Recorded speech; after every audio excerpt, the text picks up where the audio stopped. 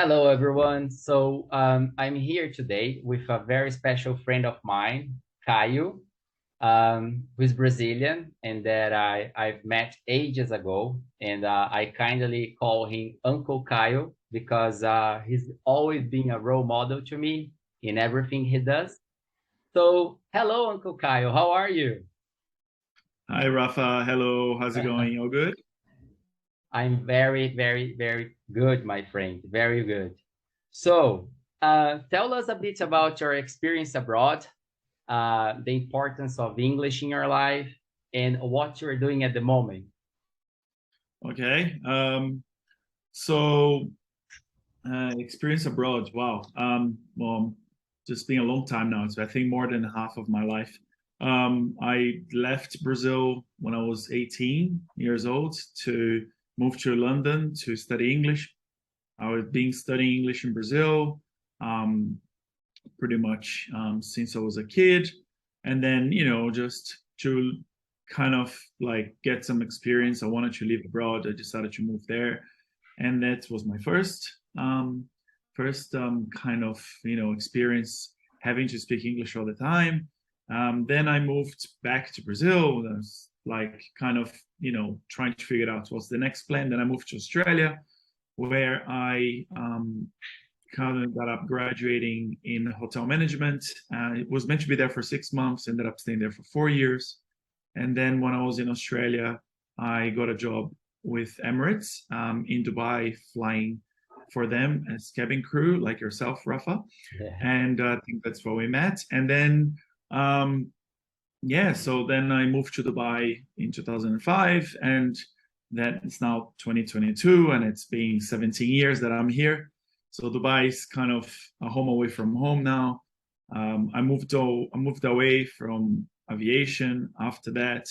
Um, and then just answering your second question, the importance of English. I think I realized very soon in my life the importance of English when I went to a job interview in Brazil to work for Disney and to do an exchange program there for summer. And I've realized that my English wasn't fluent enough to get that position, and I decided that I needed to master this language once and for all. And that's when I've decided to really, really take English seriously and then like learn it and become fluent in it. And then yeah, so that was like I've realized then and I've been always like my English learning journey has never stopped. I think obviously like nowadays I work in English, the dream in English, everything around me is in English, but I'm always learning something new.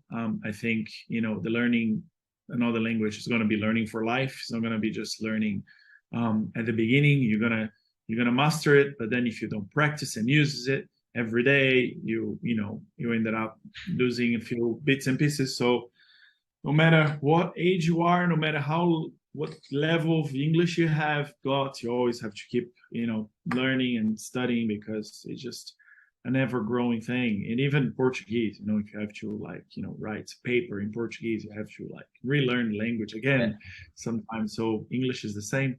But that's really important. I think nowadays the world's super connected, the globalization.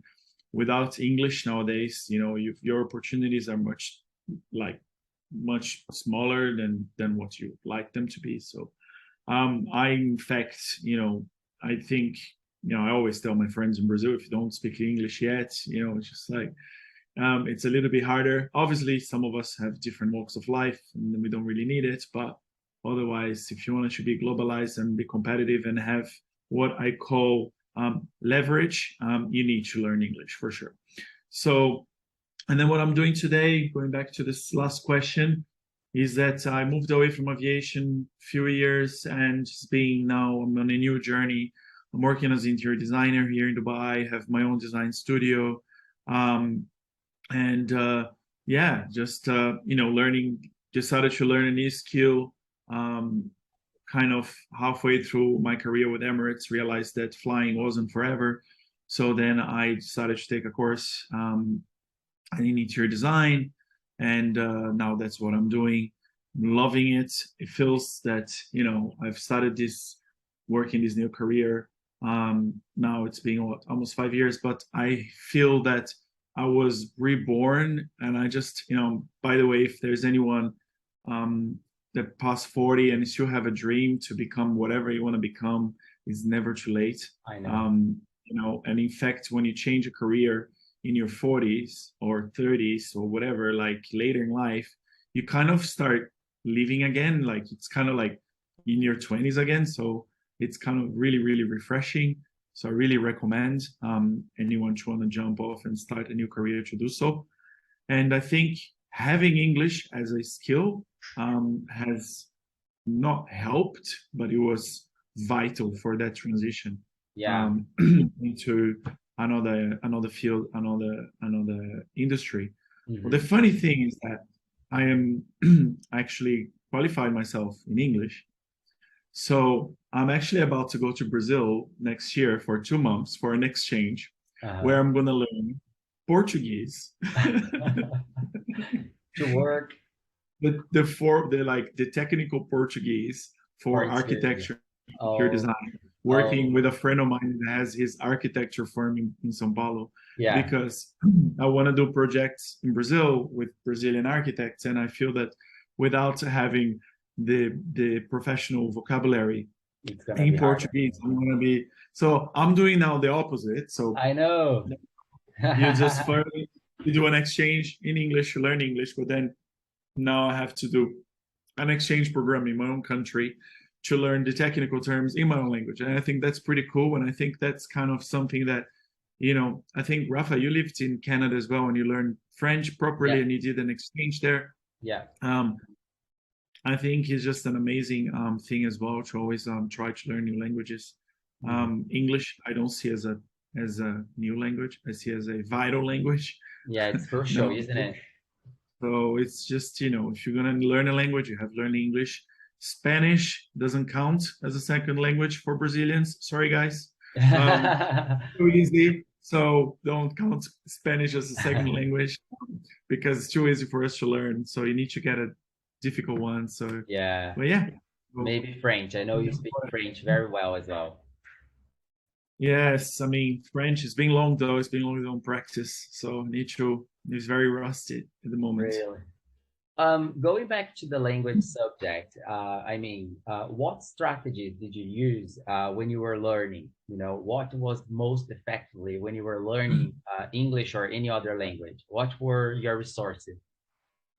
I think obviously, you need to do proper, grammar classes and all that structure, which we always kind of study. But I think conversation is because, as we both know, Rafa, we did a similar French course before. Mm-hmm. When you learn a language, like when you learn to listen and speak, because when we learn Portuguese, for example, our first language, we learn that before we learn how to write technically or we learn grammar, we just learn to speak. And I think the conversational parts of English, every time I practice that more, listening, speaking, it was always what improved my English. The studying parts and the grammar is always there. Of course, you have to kind of study and understand what you're saying. But I think in order for you to lose your inhibition to speak a language, you need to, first of all, stop the whole thing, I'm shy, because that kind of doesn't make sense at all. Doesn't matter if you're going to make mistakes. Nobody's judging your mistakes. No one is, oh my God, he speaks perfect English. Oh, his grammar is great. Nobody cares. Rafa, in Dubai, people speak some English that it is like from another planet. It's not like, with all different accents and but they still making a living. Mm. They opening up businesses. They are running, business that they're making a lot of money, and their English is not perfect, because they haven't had the same resources that some of us are lucky enough to have available to us today, which is having a proper tuition for English. And they're still not shy to speak it, So, excuse me. So I think it's just like, practicing your speaking and your listening as much as you can, as often as you can, if you have someone visiting from abroad, just go and talk to them, ask questions, like, and that's it. No, don't take the easy way out, because otherwise it's just gonna take harder. It's gonna take harder. It's gonna take longer. See, hello, still making mistakes after 22 years of speaking English every day. So it's it's one of those things that you have to just accept. You're gonna make mistakes all the time, and it's okay. English British people make mistakes. My university, I had only English people studying with me, and they're like, sometimes they don't know how to pronounce a word in their own language, and they're like, how do you pronounce this word? And then the Brazilian saying how you pronounce a word in your own language, and they're like, oh, thanks, Caio, like, because they don't know how to pronounce their word, because sometimes they just get stuck. It's just normal. It's not about being perfect. It's about communicating, isn't it? Exactly. It's just about communicating, just say the way you know how to say it. And most of the time, we know more than we give ourselves credit for. I think we always underestimate how much we know until we need it. Definitely. So it's one of those things that you just have to try. So practice conversation, practice listening as much as you can, as often as you can. Watch movies only in English, with subtitles in English. Never ever put a subtitle in Portuguese. Like, try to really read the words that are being pronounced until you don't know what it means. It doesn't matter. You figure it out eventually. When you're listening that word so many times in the same context, you're going to figure out that the word actually means what it means. You don't need a dictionary with you. You don't need to like a translator with you. You just need to listen to that word being repeated all the time in the same context. Until eventually, it will sink in, but yeah.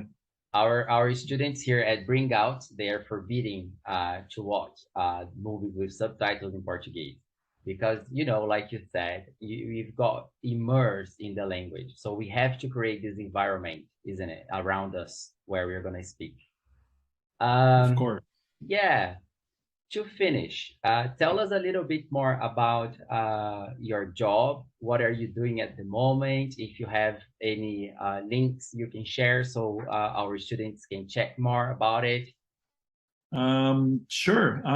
Well, as I said, like, I have my own interior design studio here in Dubai, and I'm providing interior design for most residences here in Dubai, and as well as restaurants and cafes and and offices. So I did start a YouTube video a couple of months ago. You guys can, click in there if you want to kind of practice more of your English and see myself giving some tips regarding to interior design. And also, like, Rafa, you can put the link as well of the website of the studio. Just check it out. Always, helpful to get some support. I do plan to have a content in Portuguese, but not for your students. I will make sure I will not broadcast to that for you guys, because you should be teaching the English content only. But that's after I do my exchange program, because I have no idea how to talk about interior design in Portuguese. But it's coming there as well. So so I'm just working, doing that, just being, quite exciting. Dubai is a very crazy city where you've got,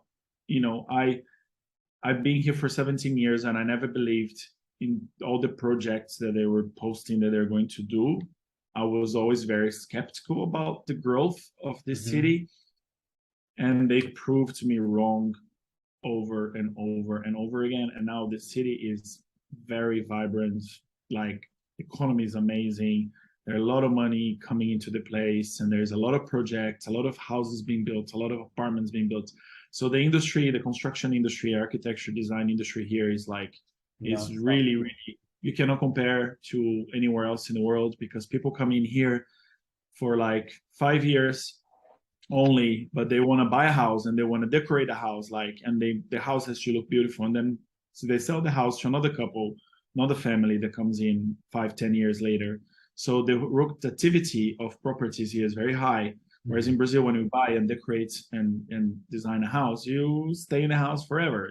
Like, you don't So that's really good for the business. So that's why I'm here. And yeah, if you want to know more about interior design, architecture in Dubai, please reach out to us. Definitely. We're going to share the links, and we're going to definitely let everybody know about it. Caio, thank you very much for your time and for this quick chat. It's nice catching up with you. And thank you very much. Thank you so much. Thanks for having us. And I'll speak to you soon, Rafa. Bye-bye. All the best for BringOut as well. Thanks.